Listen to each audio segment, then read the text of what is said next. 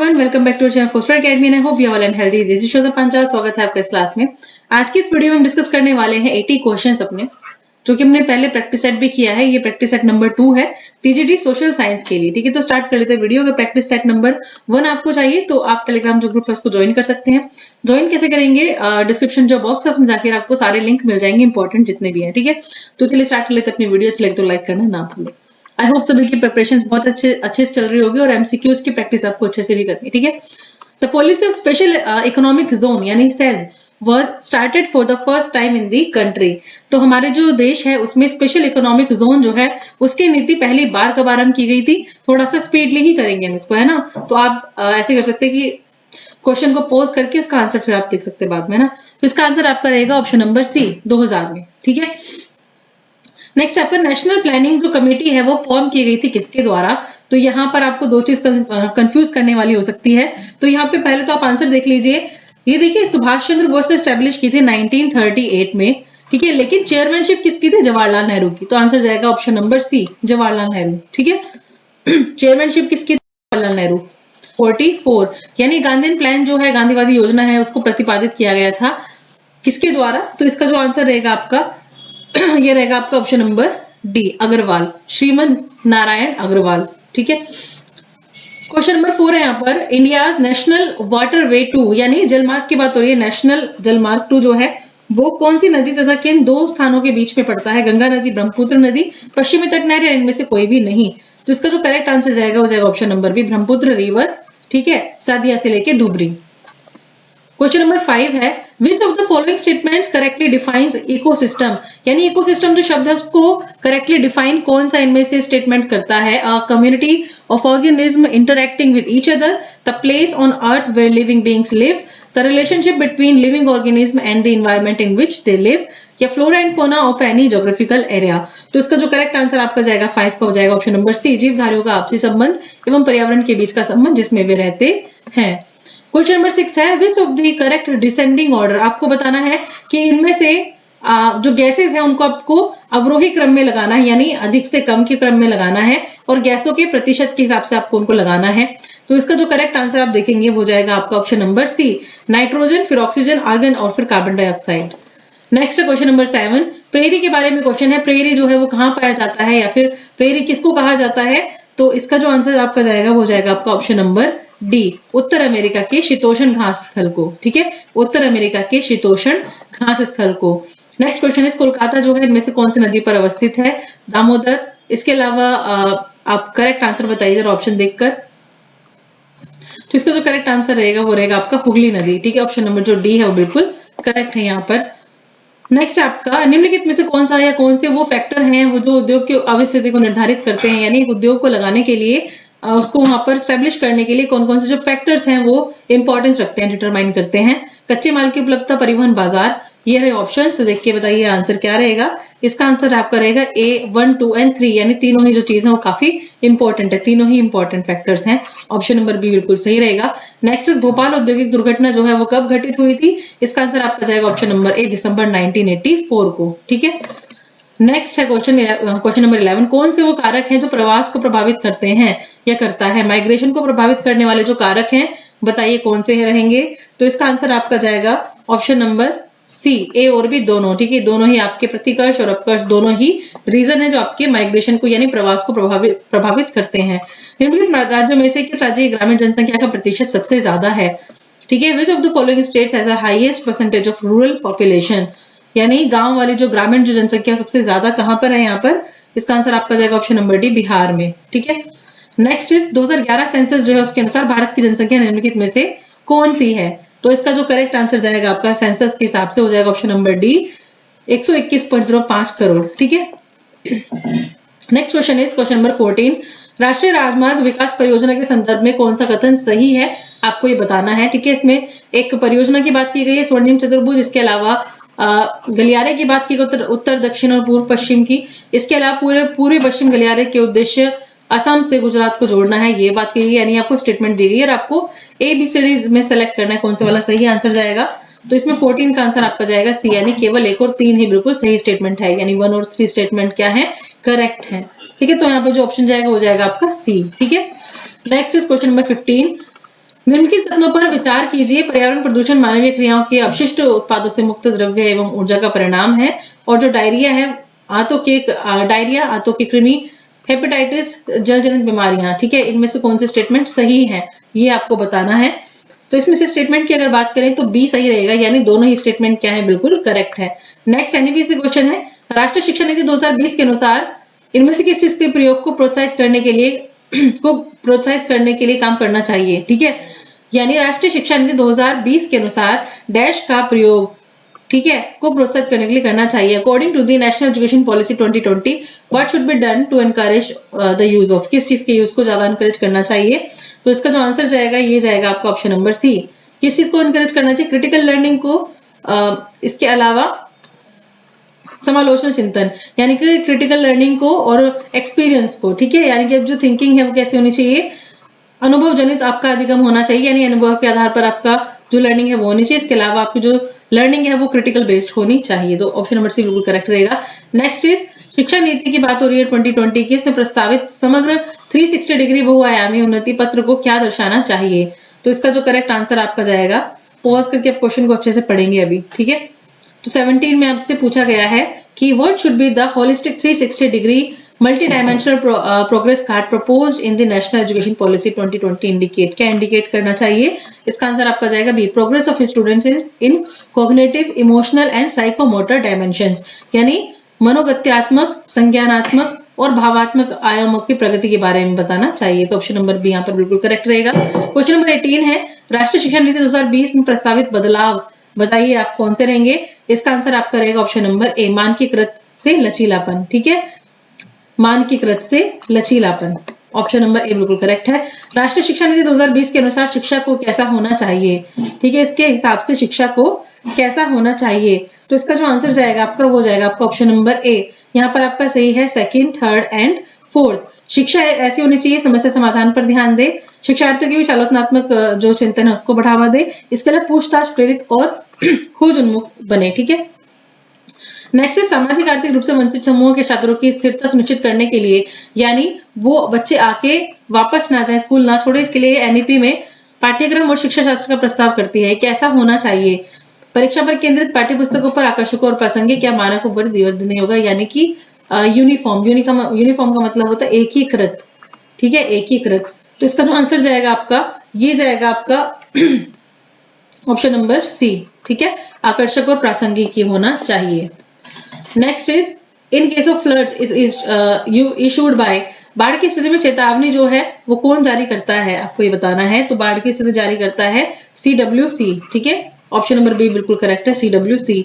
Next question है आपका, बाढ़ का कारण बताइए क्या है, भारी वर्षा इसका कारण होता ही है, ठीक है, ऑप्शन नंबर ए यहाँ पर बिल्कुल करेक्ट है।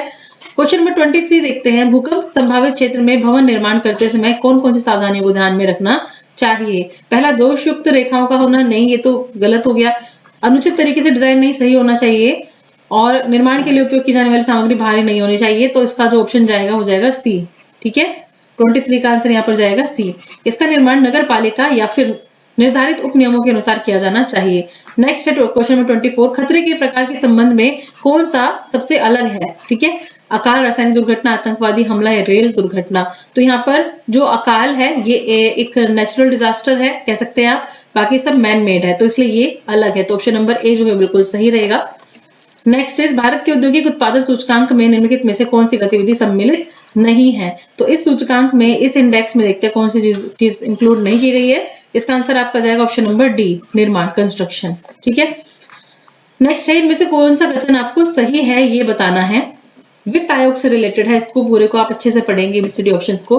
वित्त आयोग जो है वो संवैधानिक निकाय है, न कि योजना आयोग ही है, ठीक है। दूसरा है, वित्त आयोग का क्षेत्र जो तो बजट के राजस्व खंड के पुनरीक्षक तक ही सीमित है, जबकि योजना आयोग जो है वो पुनरीक्षण करता है, सर्वांगीण पूर्ण पुनरीक्षण करता है, जिससे राज्य की पूंजीगत और राजस्वगत दोनों अपेक्षाएं ही पूरी की जाती हैं। कोई व्यक्ति एक ही समय में वित्त आयोग और योजना आयोग दोनों के सदस्य नहीं हो सकते। और फिर लास्ट है, वित्त आयोग और योजना आयोग के कार्यों और दायित्वों की परस्पर अतिव्याप्ति नहीं है। तो 26 का आंसर जाएगा यहाँ पर ऑप्शन नंबर डी, यानी कि there is no overlap in the functions and responsibilities of the finance commission and planning commission, यानी इन दोनों ही कमीशन में कोई भी ओवरलैप नहीं है। ये इनकी अपनी अपनी क्या है, ऐसा कुछ नहीं कि इनकी कुछ रिस्पॉन्सिबिलिटी है, ठीक है, ओवरलैप नहीं है इनकी कार्यों का और इनकी रिस्पॉन्सिबिलिटी का। नेक्स्ट है, निम्नलिखित कथनों पर विचार कीजिए। राष्ट्रीय विकास परिषद योजना आयोग का एक अंग है। आर्थिक और सामाजिक योजना को भारत के संविधान की संवर्धित सूची में रखा गया है, या फिर भारत का संविधान यह विहित करता है कि पंचायतों को आर्थिक विकास एवं सामाजिक न्याय की योजना बनाने का कार्यभार दिया जाना चाहिए। तो इसका करेक्ट आंसर आपका जाएगा ऑप्शन नंबर ए। ठीक है, 2 और 3 ही स्टेटमेंट यहाँ पर बिल्कुल करेक्ट है। ठीक है, स्टेटमेंट नंबर 2 और 3 क्या है, बिल्कुल करेक्ट। नेक्स्ट आ जाइए क्वेश्चन नंबर 28। भारत का प्राचीनतम विशाल उद्योग जो है वो कौन सा है? इसमें डाउट वाली कोई सिचुएशन नहीं है। टेक्सटाइल इंडस्ट्रीज यानी आपका सूती कपड़ा जो है, इसका करेक्ट आंसर रहेगा ऑप्शन नंबर ए। ठीक है, नवरत्न का विचार संबंधित है। ठीक है, ये क्या है? तकनीकी जनशक्ति के चयनित वर्ग है, या निर्यातोन्मुखी इकाइयां हैं, चयनित खाद्य प्रसंस्करण उद्योग है, या फिर सार्वजनिक क्षेत्र के चयनित उद्यम है, सेलेक्टेड पब्लिक सेक्टर एंटरप्राइजेस। तो इसका जो आंसर जाएगा वो जाएगा आपका ऑप्शन नंबर डी। ये क्या है? नवरत्न कंपनीज के बारे में भी आपने सुना होगा, तो ये है सेलेक्टेड पब्लिक सेक्टर एंटरप्राइजेस। फिर है BIFR, जो है वो किससे संबंधित है? Reconstruction and financing of sick units, यानी रुग्ण इकाइयों के पुनर्निर्माण और पुनर्वित्तयन से संबंधित है। तो इसका आंसर आपका जाएगा 30 का ऑप्शन नंबर ए। ठीक है ना। नेक्स्ट आ जाइए, गन्ने की उचित व लाभप्रद कीमत को FRP को निम्नलिखित में से कौन अनुमोदित करता है? ये बताइए आंसर। तो 31 का आंसर यहाँ पर रहने वाला है आर्थिक मामलों की मंत्रिमंडलीय समिति। क्या? आर्थिक मामलों की मंत्रिमंडलीय समिति गन्ने की कीमत और लाभप्रद कीमत को अनुमोदित करता है। सुनहरे चावल में प्रचुर मात्रा में क्या सर्जित किए गए हैं? विटामिन A, D या फिर E। इसका जो करेक्ट आंसर जाएगा ये जाएगा आपका ऑप्शन नंबर ए। ठीक है, विटामिन A की मात्रा, ठीक है, सुनहरे चावल में बहुत आयत में है। ठीक है, हैंडबुक ऑफ एग्रीकल्चर प्रकाशित होती है किसके द्वारा? ये आपको बताना है। तो इसका आंसर आपका जाएगा ऑप्शन नंबर बी, भारतीय कृषि अनुसंधान परिषद से। ठीक है, किससे? भारतीय कृषि अनुसंधान परिषद से। नेक्स्ट क्वेश्चन है आपका क्वेश्चन नंबर 34। भारत में प्रथम कृषि विश्वविद्यालय जो है उसकी स्थापना कहाँ की गई थी? इसका आंसर आपका जाएगा ऑप्शन नंबर बी, पंतनगर में। ठीक है, पंतनगर में इसकी स्थापना की गई थी।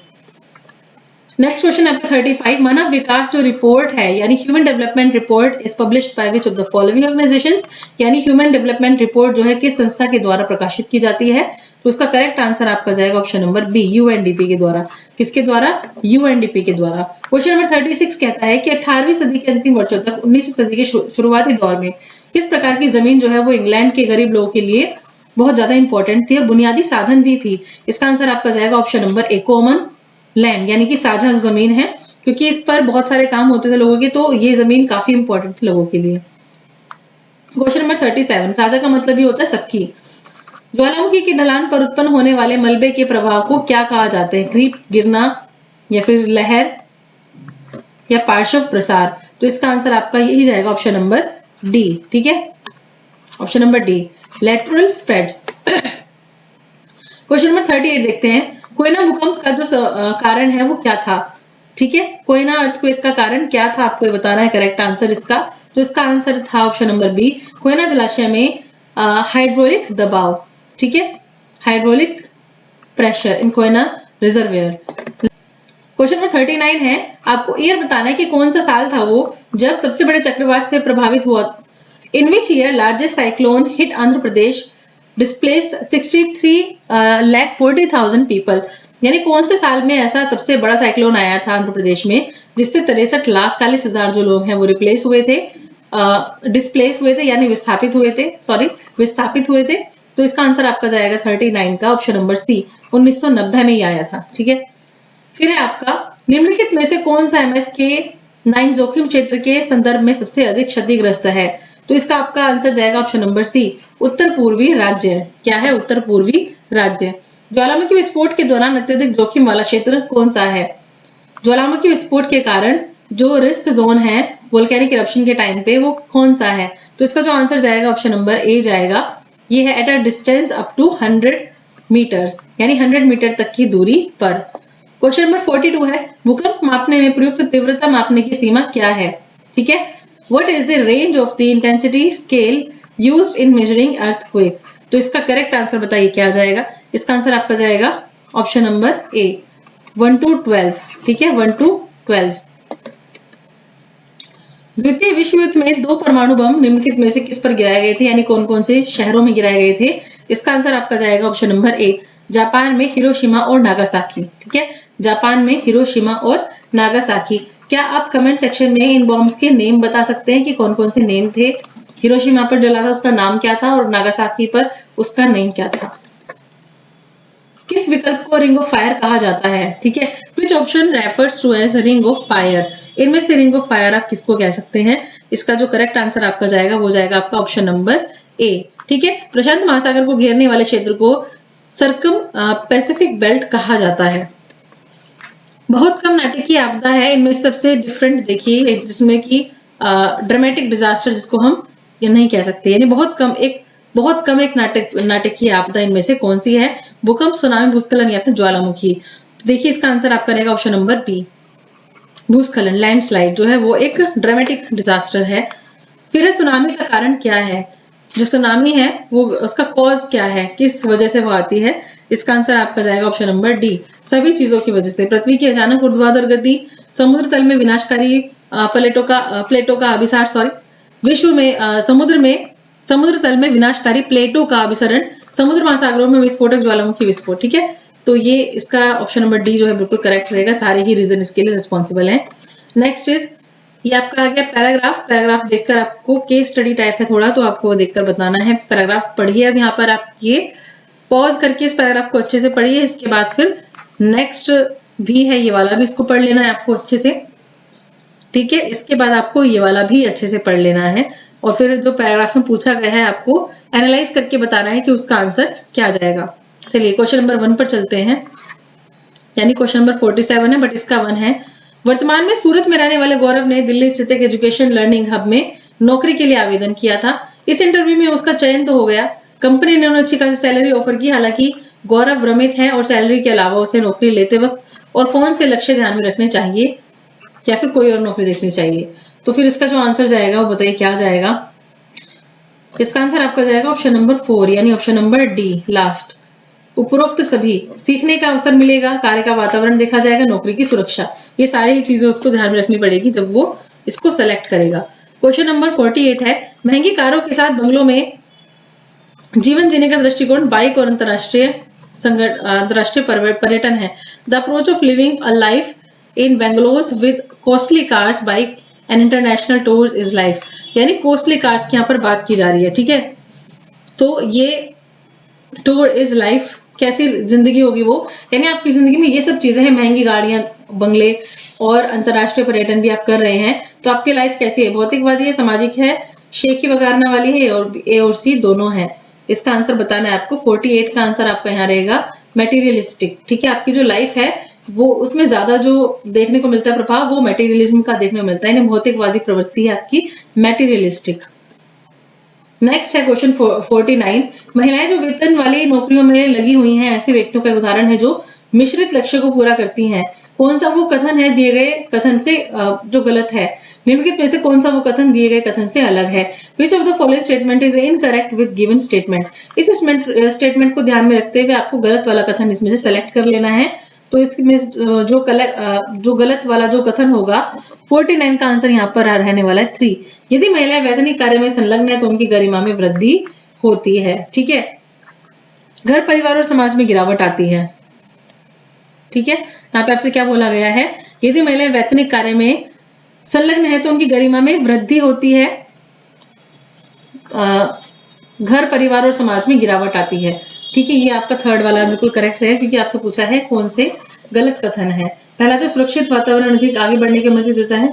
ठीक है, नारी का सम्मान होगा और भी बहुत अच्छी बात होगी। फिर है लास्ट, ये सभी सही हैं। तो इससे पहले तो यहाँ पर थर्ड वाला ही ऑप्शन गलत बैठ रहा है ना। चलिए क्वेश्चन नंबर 50 पर चलते हैं। अधिक आय चाहने के अलावा लोग समान व्यवहार, स्वतंत्रता, सुरक्षा और दूसरों का सम्मान जैसी चीजें भी चाहते हैं। दिया गया कथन ये क्या चीज दर्शाता है?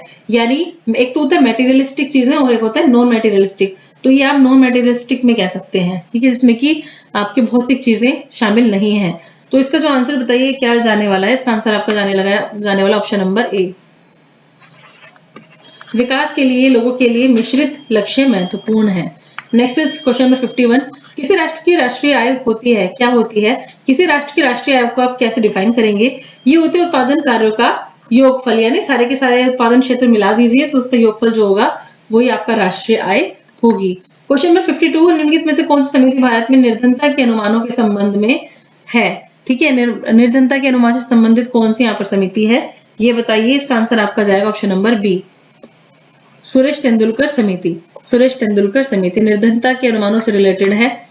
नेक्स्ट, एक श्वेत एथलीट पीटर नॉर्मंड ने 1968 के ओलंपिक समारोह के दौरान 2 अमेरिकियों के प्रति अपना समर्थन दिखाने के लिए शर्ट पर मानवाधिकार बैज पहना था। अब आपको ये बताना है कि वो कौन सी कंट्री में से था। फ्रेंच था, न्यूजीलैंड से था, ब्रिटिश था या फिर ऑस्ट्रेलिया से था। तो इसका आंसर आपका जाएगा 53 का ऑप्शन नंबर डी, ऑस्ट्रेलिया। ठीक है। क्वेश्चन नंबर 54 कहता है अनुच्छेद 356 की व्यवस्थाओं का प्रयोग करते समय राष्ट्रपति किन शक्तियों को अपने हाथ में ले सकता है, यानी अपने लिखा होगा, शक्तियों को अपने हाथ में ले सकता है? कार्यपालिका, विधायी या न्यायिक शक्तियां। ठीक है, तो 54 का आंसर यहाँ पर जाएगा सी, 1 और 2। ठीक है, कार्यपालिका और विधायी शक्तियों को अपने हाथ में ले सकता है। नेक्स्ट है, संयुक्त राज्य अमेरिका में नागरिक अधिकार आंदोलन से कितने अफ्रीकी अमेरिकियों के खिलाफ कानूनी नस्लीय भेदभाव को खत्म करने के उद्देश्य से घटना और सुधार आंदोलन का एक समूह को उसने संदर्भित किया। तो यहाँ पर 55 का आंसर रहने वाला ऑप्शन नंबर ए, 1954 से लेकर 1968 तक। कब हम अमेरिका की बात करते हैं? 1954 से लेकर 1968 तक। ब्लैक पावर आंदोलन की अगर बात करें तो उसका उदय और 1975 तक चला, जो एक था अधिक उग्र नस्लवाद विरोधी आंदोलन। यदि आवश्यक हो तो हिंसा की भी वकालत करना, अमेरिका में नस्लवाद खत्म करो, मतलब यहाँ तक कहा जाने लगा था। Black power movement emerged in and lasted till 1975, which was a more militant anti-racism movement. अब पूछ रहा है इनमें से कौन सा सबसे ज्यादा एंटी रेसिज्म मूवमेंट बनेगा? Advocating even violence if necessary to end racism in US। ठीक है, तो इसका आंसर बताइए क्या आ जाएगा 56 का। इसका आंसर आपका जाएगा ऑप्शन नंबर ए, 1964 में। ठीक है, 1964 में। क्वेश्चन नंबर 57 देखते हैं। ऑन 29 अक्टूबर 1999 निम्नलिखित में से किस राज्य में एक महाचक्रवात आया?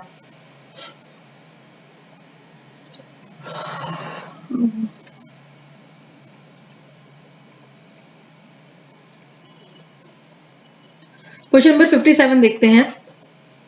29 अक्टूबर 1999 में एक super cyclone lashed across which of the following state? किस स्टेट के पास इसको ज्यादा देखा गया महाचक्रवात को? तो 57 का आंसर यहाँ पर जाएगा ऑप्शन नंबर बी, ओडिशा में। कहां पर? ओडिशा में। क्वेश्चन नंबर 58 है, निम्नलिखित में से कौन सा देश विश्व में सर्वाधिक चक्रवात प्रवण देशों में से एक है? तो 58 का आंसर आपका जाएगा यहाँ पर बांग्लादेश। ठीक है, option number B, Bangladesh. Next है, TFM का मतलब क्या है? इसका मतलब है टास्क फोर्स के सदस्य। टास्क फोर्स के सदस्य, ऑप्शन नंबर ए यहाँ पर बिल्कुल करेक्ट रहने वाला है। क्वेश्चन नंबर 60 कहता है बच्चे अवधारणाओं को कैसे सीखते हैं और उन पर लेबल कैसे लगाते हैं? तो इसका आंसर आपका जाएगा ऑप्शन नंबर ए, भौतिक संसार के सीधे संपर्क से। ठीक है, भौतिक संसार के सीधे संपर्क से, from direct contact with the. Question number 61 है, बच्चों में सीखना किसके माध्यम से होता है? ज्ञान को याद रखना, पाठ्यपुस्तक पढ़ना, शिक्षक द्वारा ज्ञान का प्रसारण या फिर गतिविधि करना? तो इसका आंसर आपका जाएगा 61 का ऑप्शन नंबर डी, गतिविधि करना। ठीक है, डूइंग एक्टिविटी। क्वेश्चन नंबर 62 है, किसके माध्यम से नया ज्ञान प्राप्त होता है? प्रसारण, याद रखना, अनुभव करना या फिर उपरोक्त में से कोई भी नहीं? तो 62 का आंसर यहाँ पर जाएगा ऑप्शन नंबर सी या 3। ठीक है, अनुभव करना और नए अर्थ खोजना। बीज के अंकुरण की जो धारणा है उसको सिखाने की सबसे अच्छी विधि कौन सी है? स्पष्टीकरण, बीज वृद्धि के चित्र दिखाए जाएंगे, बीज बोने और अंकुरण निरीक्षण करने के लिए कहा जाएगा, और डी है बोर्ड पर चित्र बनाने के लिए कहे जाएंगे। तो 63 का आंसर यहाँ पर रहने वाला ऑप्शन नंबर सी। ठीक है, लर्निंग बाय डूइंग, जैसे ये बीज बोने और अंकुरण का निरीक्षण करने के लिए कहा जाएगा। हिटलर की ऐतिहासिक भूल क्या थी और क्यों थी? तो 64 का आंसर यहाँ पर क्या रहने वाला है, देखते हैं। ये रहने वाला है आपका ऑप्शन नंबर डी, उपरोक्त सभी। ये सारी ही भूल की थी। 1941 में सोवियत संघ पर हमला हिटलर की एक ऐतिहासिक भूल थी। उन्होंने अपने पश्चिमी मोर्चे को ब्रिटिश हवाई बमबारी के सामने उजागर कर दिया था। सोवियत लाल सेना ने स्टेलिनग्राद में जर्मनी को करारी और अपमानजनक हार दी। नेक्स्ट है आपका क्वेश्चन नंबर 65। असम में बागान मजदूरों पर असहयोग आंदोलन का क्या असर पड़ा था? ठीक है, तो इसका क्या असर पड़ा था? वे बागान छोड़कर घर चले गए। क्या हुआ? वे बागान छोड़कर घर चले गए। 66 का देखिए, प्रथम विश्व युद्ध के अंत में हस्ताक्षरित वर्साई की संधि जर्मनी के लिए कठोर और अपमानजनक थी, ऐसा क्यों था? तो इसका आंसर आपका जाएगा उपरोक्त सभी। ये सारी चीजें उसके अंदर इन्वॉल्व थी। अपने विदेशी उपनिवेश को 13% क्षेत्र खो दिया था और इन सब क्षेत्रों पर 75% लोहा और 26% कोयला खो दिया था। मजबूरन उसने फिर 6 अरब पाउंड का मुआवजा चुकाया। पश्चिमी शक्तियों ने जर्मनी को वैसैन्यकृत कर दिया और उन्होंने 1920 के दशक में संसाधन संपन्न राइनलैंड पर कब्जा कर लिया है। उपरोक्त सभी। तो डी जो है इसका करेक्ट आंसर है। निम्नलिखित में से कौन सा आयोग अनुच्छेद 338 यानी 338 ए से संबंधित है? तो आंसर है यहाँ पर रहने वाला 66 का डी, राष्ट्रीय महिला आयोग। ठीक है। क्वेश्चन नंबर 68 देखते हैं। संविधान का व्याख्याता किसे कहा गया है?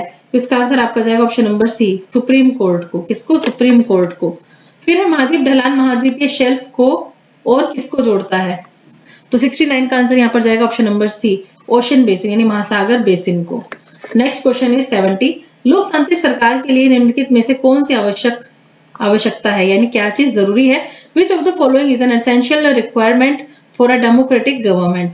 मीडिया की सेंसरशिप, या फिर राजनीतिक विरोध का दमन, स्वतंत्र और निष्पक्ष चुनाव, या फिर धार्मिक नेताओं द्वारा शासन? तो 70 का आंसर यहाँ पर जाएगा ऑप्शन नंबर सी, स्वतंत्र और निष्पक्ष चुनाव ही सबसे ज्यादा इंपॉर्टेंट है। फिर है लोकतंत्र में राजनीतिक समता का क्या महत्व है, यानी अगर हम बात करें पॉलिटिकल इक्वालिटी की तो उसका क्या मतलब होता है? सभी के बीच में आर्थिक समानता सुनिश्चित करना, स्वतंत्रता के अधिकार की गारंटी देना, निर्णय लेने में प्रत्येक व्यक्ति की समान भागीदारी हो, या फिर यह सरकार में भ्रष्टाचार को रोकता है? तो इसका करेक्ट आंसर बताइए क्या जाएगा? इसका आंसर आपका जाएगा ऑप्शन नंबर सी, ग। यह सुनिश्चित करता है कि निर्णय लेने में प्रत्येक नागरिक की समान भागीदारी है। ठीक है। 71 का आपका जाएगा ऑप्शन नंबर सी। नेक्स्ट, लोकतंत्र में न्यायपालिका की क्या भूमिका है? लोकतंत्र में न्यायपालिका की क्या भूमिका है? Question number 72। इसका आंसर आपका जाएगा सी, न्याय प्रदान करना और नागरिकों के अधिकारों की रक्षा करना। नेक्स्ट है 73। लोकतांत्रिक सरकार में शक्तियों के पृथक्करण का उद्देश्य क्या है? तो सत्ता को कुछ व्यक्तियों के हाथों में केंद्रित करना, या फिर सही ढंग से कार्य करने से रोकना, प्रभावी ढंग से जांच और संतुलन की प्रणाली बनाना, या फिर चुनाव की आवश्यकता को समाप्त करना? तो 73 का यहाँ पर आंसर रहने वाला ऑप्शन नंबर सी, जांच और संतुलन की प्रणाली सुनिश्चित करना। चुनाव आयुक्तों की नियुक्ति कौन करता है, ये बताएंगे आप। चुनाव आयुक्तों की नियुक्ति कौन करता है? तो इसका जो आंसर जाएगा वो जाएगा आपका मुख्य चुनाव आयुक्त। चुनाव आयुक्तों की नियुक्ति कौन करता है? इसका आंसर आपका जाएगा इसका आंसर आपका जाएगा ऑप्शन नंबर बी, भारत के राष्ट्रपति। ठीक है, भारत के राष्ट्रपति। तो यहाँ पर नियुक्ति से रिलेटेड अगर बात हुई है तो राष्ट्रपति इसका आंसर आएगा। ठीक है। क्वेश्चन नंबर 75 है, भारत अपने संसदीय चुनाव के लिए किस चुनावी प्रणाली का पालन करता है? तो बहुत इजी है, फर्स्ट पास्ट द पोस्ट। ठीक है, first past the post, option number C बिल्कुल करेक्ट रहने वाला है यहाँ पर। केंद्रीय सतर्कता आयोग का गठन किस वर्ष किया गया? केंद्रीय सतर्कता आयोग का गठन किस वर्ष किया गया? तो इसका आंसर जाएगा यहाँ पर ए, 1964। 1964 इसका करेक्ट आंसर है। सजातीय समाज वह समाज जहाँ समान रूप के लोग, विशेषकर जहाँ कोई महत्वपूर्ण अंतर नहीं है, उसको क्या कहा जाएगा? ऑप्शन नंबर सी, मतलब जातीय, एथनिक, इनको कहा जाएगा। नेक्स्ट है, which of the following is a cold ocean current? ठीक है, इनमें से कोल्ड ओशन करंट कौन सा है? तो इसका आंसर आपका जाएगा, बताइए क्या आंसर जाएगा? डी, हम्बोल्ट धारा। क्वेश्चन नंबर 79, महासागरीय जल का महत्वपूर्ण गुण कौन सा है? महासागरीय जल का महत्वपूर्ण गुण कौन सा है? तो 79 का आंसर जाएगा यहाँ पर सी, तापमान और लवणता दोनों ही गुण है। फिर है आपका क्वेश्चन नंबर 80, महासागरीय जल की औसत लवणता कितनी होती है? ठीक है, what is average salinity of ocean water? तो इसका आंसर आपका जाएगा ए, 35। ठीक है, 35/1000, और यह है 35। तो ये थी आज की वीडियो, मिलते हैं अपने नेक्स्ट वीडियो में। Thank you so much for watching this video. और अगर कोई क्वेरी हो तो कमेंट सेक्शन में आप पूछ सकते हैं। Thank you so much.